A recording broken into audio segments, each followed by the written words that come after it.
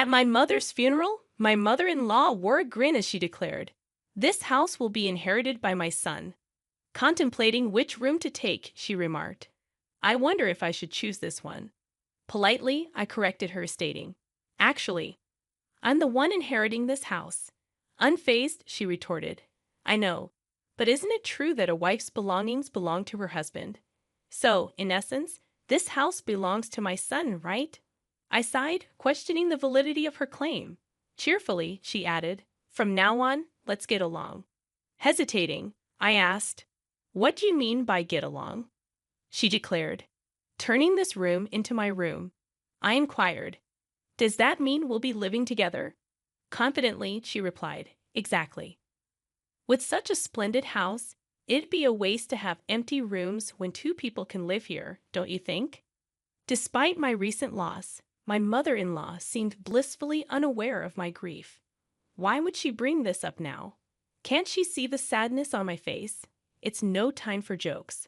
This house holds precious memories, built by my respected father and cherished by my late mother. I don't want my unreasonable mother-in-law to live here, and my husband, who doesn't stop at it, is equally at fault. To prevent my precious home from being tainted, I decided to take the initiative before moving out. I am a 42-year-old office worker, having missed the timing for marriage and still being single after turning 40. I had given up on the idea of getting married. However, through an acquaintance's introduction, I met Michael, who is 4 years younger than me, and we were able to get married. My husband is a kind person who prioritizes my opinions. Where should we go for our honeymoon?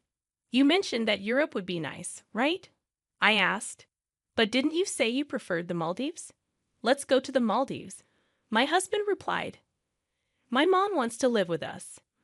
My dad's health isn't great, and it seems my mom is finding it challenging to manage alone, he explained. I understand that your mom is going through a tough time, but didn't we agree not to live together before we got married? I questioned.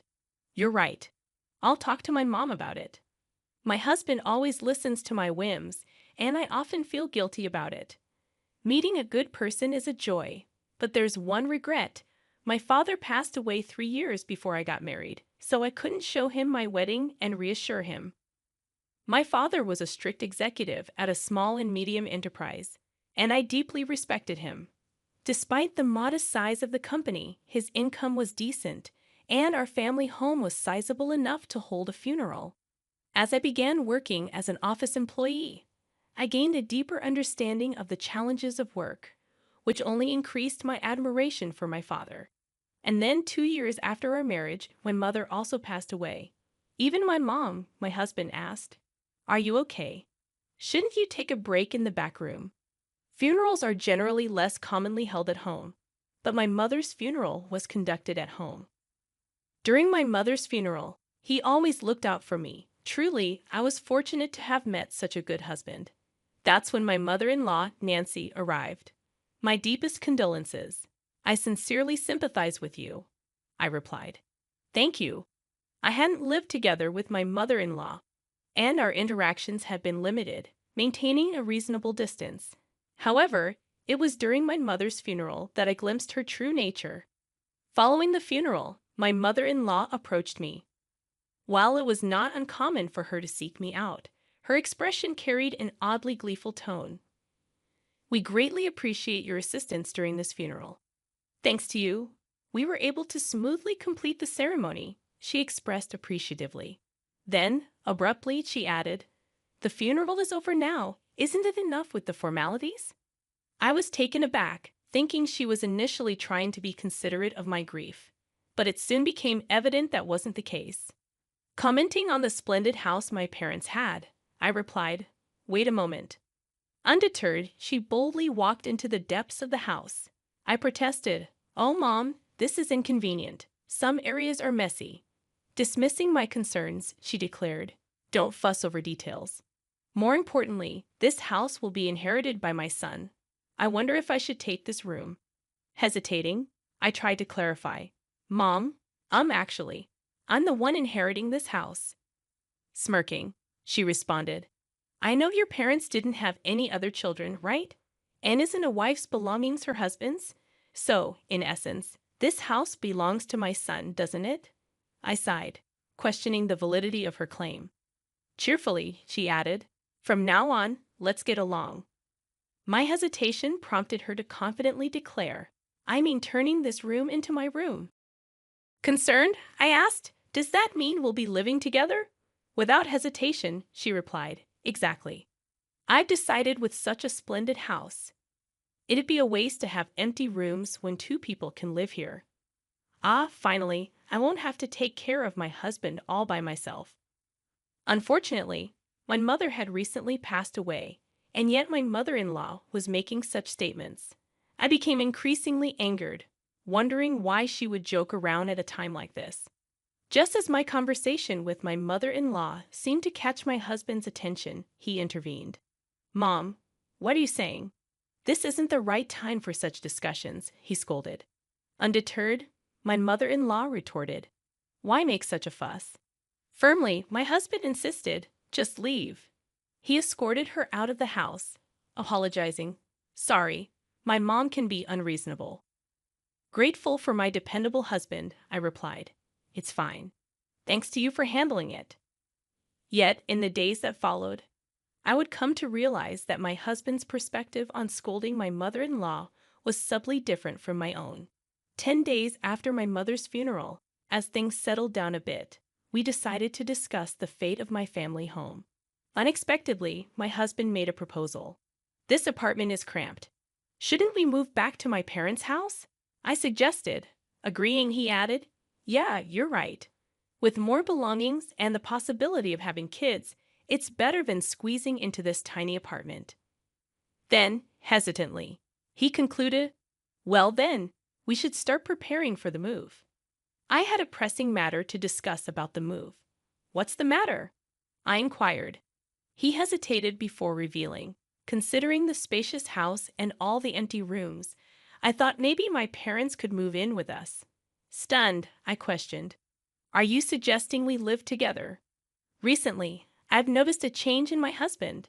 Despite thinking he prioritized my opinions, I now wonder if he's merely a yes man or even a pushover.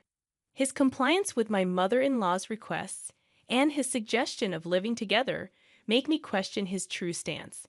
Despite my repeated objections to cohabitation, he persists, seemingly prioritizing her over me. "Haven't I said it repeatedly? We won't live together," I remind him. He responds, "But Mom keeps insisting on it." I counter, "During the funeral, you scolded her, didn't you? You stood up for me and opposed cohabitation." He admits, "Yes, I was upset about her barging into the house. But that doesn't mean I'm entirely against living together. I just thought such an important decision shouldn't be made casually in that setting." It was decisive. Despite nodding in agreement with my stance, he seems more inclined towards my mother-in-law. Moreover, he avoids making definitive decisions, maintaining a certain distance, perhaps unconsciously believing he remains neutral. People like him can be tricky, convincing themselves of their neutrality and decision-making abilities. It's frustrating. I oppose living with someone who barged into my parents' house on the day of the funeral and suggested living in a particular room. I won't change my stance. "Please convey this to your mom," I insist. He responds, "Why? You seem really bothered by it." "Fine, I'll let her know." While I had mentally prepared for the possibility of living with my in-laws when we got married, witnessing my mother-in-law's behavior during my mother's funeral changed my perspective. Living together in the cherished home my father built is now unthinkable, especially considering my husband's lack of assertiveness. When he conveyed my opposition to cohabitation, my mother-in-law directly protested by calling me, "Why are you opposing cohabitation when there's such a spacious house? You're Michael's wife now, and his father and I are your parents, right? Why such strong opposition to living together with us?" I reiterated my decline for cohabitation, explaining my husband's mobility issues and the challenges I face alone. She accused me of abandoning them, prompting me to remind her of the reasons my husband had shared. Despite feeling sorry for my father-in-law's health, I can't ignore the possibility of everything related to him being pushed onto me if we were to live together. If we consider cohabitation a significant improvement in my husband and mother-in-law's mindset is a non-negotiable requirement. A few days after my mother-in-law labeled me heartless, my husband surprised me by rearranging the living room, moving furniture around to create space. Intrigued, I asked, "What are you doing? Is this for storing moving boxes?" He responded, "No. I'm planning to make space for 2 beds here." The mention of 2 beds filled me with dread, and cautiously, I asked, "Are your parents coming to stay?" To my dismay, he replied, "No, they're moving in today, even before the actual move." The realization hit me despite my objections. My husband and mother-in-law were forcing cohabitation upon me. Why is this happening? I questioned, feeling a growing sense of frustration. He explained their lease is up, so we decided they'd move here without renewing it. "It'll be cramped for 4 people, but we're moving soon, right? Just bear with it for a little while." Distressed, I reiterated, "That's not what I meant." "Why is cohabitation even on the table? I've said it before. I don't want to live with someone who barged into my parents' house on the day of the funeral and suggested living in this room. I'll make sure to talk to Mom." He responded, "We'll be living together from now on, so please get along." Annoyed, I questioned, "Why do you prioritize everything your mom says?" He clarified, "It's not about prioritizing her. I listened to both of your opinions and made a judgment." However, my husband, often a yes man when it came to my mother-in-law, seemed to have fallen for her cohabitation strategy. Unwittingly swayed by her, he believed he was making independent judgments. I used to see him as kind, but when paired with my mother-in-law, he became a handful, forcing me into cohabitation with my in-laws. As we welcomed my in-laws into our cramped apartment, my mother-in-law began complaining about the living conditions. Apologizing for the sudden addition of 2 elderly people, I assured them we would endure until the move. However, my father-in-law, Tony, seemed polite, and it appeared he wouldn't be problematic. But subtle signs indicated he was following my mother-in-law's lead, becoming another yes man. Days later, my mother-in-law requested an errand to buy a medicated patch. Frustrated, I wondered why she made decisions without involving me in the conversation. Minor as it was, it raised concerns about potential future impositions. Living together seemed unsustainable. With my in-laws preparing for their move to my parents' home, I decided to take preemptive action. As my mother-in-law expressed excitement about moving to the spacious house, I initiated behind-the-scenes preparations, determined to protect my parents' home. After about 10 uneventful days, I revealed my decision to renounce my inheritance. Handing over the official court approval, I explained, "That house holds immense sentimental value. I couldn't bear the thought of you living there, so I decided to let go of the house, preserving it as a beautiful memory in my heart." My mother-in-law scolded, "What madness possessed you? Even if you were letting it go, you could have sold it for money. Why abandon the house?" I calmly explained, "Even if I sold it, you'd just rely on that money. Next, I thought it'd be clearer if I simply had nothing." She retorted, "We moved out of our previous place for this move, you know. What are you doing? How will you make it up to us?" Firmly, I stood my ground. I've consistently opposed cohabitation, yet without proper discussion, you forced it upon me. So I took a firm stance. Both my husband and mother-in-law seemed stunned upon learning about my renunciation of inheritance. Their faces drained of color, and they were left speechless, their strength sapped. My father-in-law looked bewildered as he observed the two of them. However, I wasn't about to let up. "Michael," I continued, "I've been thinking about getting a divorce. What do you think?" My husband stammered, "Huh, divorce?" My mother-in-law chimed in, "Michael, you should divorce this ridiculous wife immediately." I had expected her immediate demand for divorce, wanting to confirm whether my husband could make an independent decision at this critical moment. "Mom," my husband mumbled. His response was still pending, but my resolve to proceed with the divorce had solidified. Fine, divorce is the only option, my mother-in-law snapped. My father-in-law interjected, Michael, it can't be helped. Your mom insists. Sighing, my husband said, well, you seem to want a divorce too, and maybe that's for the best.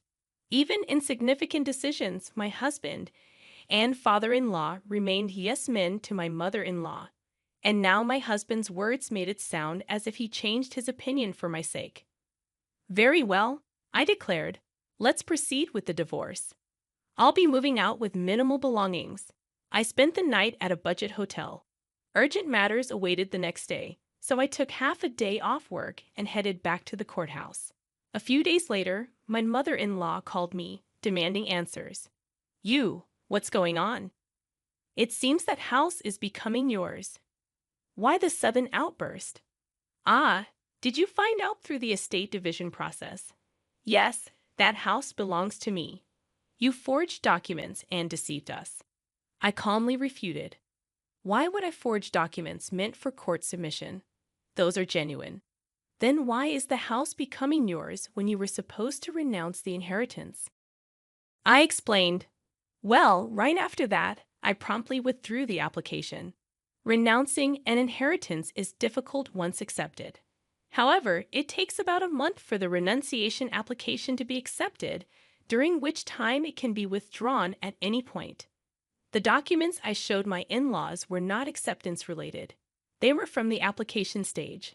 I intentionally made them believe I had relinquished the house and confronted them with the prospect of divorce to gauge their reactions and decide my next steps. I didn't expect my mother-in-law's mindset to change, but I hoped my husband would reconsider and express that he didn't want a divorce. If he said he didn't want a divorce, I planned to rethink it and later explain about the house.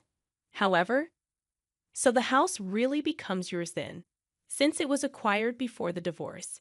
It's subject to property division, right? In such cases, you two are supposed to split the money from selling it, don't you? My mother-in-law seemed determined to extract whatever she could, recognizing the house wouldn't be hers. However, I had foreseen this. If that house were jointly acquired, it would indeed be considered shared property. However, it's a unique asset acquired through inheritance, exempt from property division. Unfortunately, specific assets like this aren't eligible for division. She persisted. What about the money that would come to Michael through property division? I calmly responded. We've only been married for a few years, so there's hardly anything substantial. Maybe just the car, although there's still an outstanding loan on it. Accusing me of selfishness, she called me heartless and declared, I'm protecting that house because it holds precious memories of my parents. I don't want people like you living there. If you have any further complaints, please go through a lawyer. After the call with my mother-in-law, the divorce proceedings progressed smoothly. Presumably, she urged my husband to expedite the divorce. Regardless, the divorce was finalized, and I was free from the burden of dealing with my in-laws. I felt a sense of relief, as if I had successfully shielded my father's home from harm. After I moved out, my former in-laws spent some time in the apartment where my ex-husband and I used to live. Despite one less person, the small space likely felt cramped. My former mother-in-law explored new housing options, but their age posed challenges in passing rental application screenings. Consequently, my ex-husband opted to rent a smaller single-family home for them. Although it's smaller, being a house, the rent is likely higher than the apartment. He also assumed the responsibility of supporting his parents. My ex-husband faces a challenging life ahead. Initially excited about moving into the large house my father left behind, my former mother-in-law now settles for a considerably smaller home, likely leaving her disappointed. As for me, I've embarked on a new chapter in the house my parents left me. It radiates warmth, as if my parents are still present. If you enjoyed this story, consider subscribing to the channel. Until next time,